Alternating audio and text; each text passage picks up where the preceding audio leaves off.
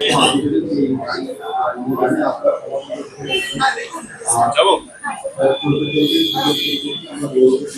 মমতা বন্দ্যোপাধ্যায় আবার রাজপথে নামতে চলেছেন, বলবেন? গণতান্ত্রিক ব্যবস্থায় আমরা বিশ্বাস করি, উনি নামতেই পারে। জনগণ কতটা ওনার উপর ভরসা করবেন সেটাই হচ্ছে দেখার বিষয়। ওনাকে বাংলার মানুষ পারিবারিক কল্যাণের জন্য সময় দিয়েছেন, দুর্নীতি করেছেন, এটা তাকে জেনে গেছে। আর ক্ষমতার জন্য তিনি সবকিছু করেছেন। বারুইপুর যেটা হয়নি তার কেন্দ্র, সেখানে তিনি দুদিন বাদে গেলেন এবং গিয়ে যেটা বললেন যে আগের সরকারের আমলে পুলিশের অনীহা ছিল, একেবারে গোল বদল বলা যেতে পারে। কি বলবেন তার এই বক্তব্য? আসলে ক্ষমতার জন্যই সঙ্গে ছিল, অনেকেই ছিল।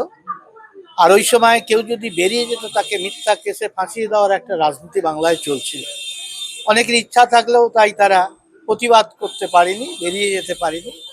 তাই আমরা দেখলাম ক্ষমতা থেকে চলে যাওয়ার পর তার বহিঃপ্রকাশ ঘটলো। অর্থাৎ একটা স্বৈরাচারী শাসকের ক্ষমতা খর্ব হলে যা দেখা যায়, তখন তার বিরুদ্ধে বিদ্রোহ দেখা যায়। দলেও তাই দেখা গেছে।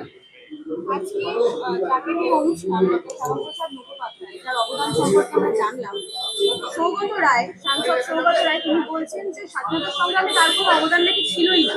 আপনি এই বিষয়টি সৌগত রায় তিনি যা করেছেন তার পাপের কারণ তিনি আগামী দিন তাকে দেখতে হচ্ছে স্বচক্ষে।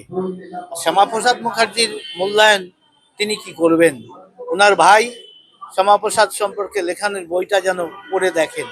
ওনার দাদা বোধহয়, দাদা তথাগত রায় যায় শ্যামাপ্রসাদ সম্পর্কে যে বই লিখেছে সেটা যেন অধ্যয়ন করেন, তাহলে ভালো বুঝতে পারবেন শ্যামাপ্রসাদ মুখার্জি কে ছিলেন।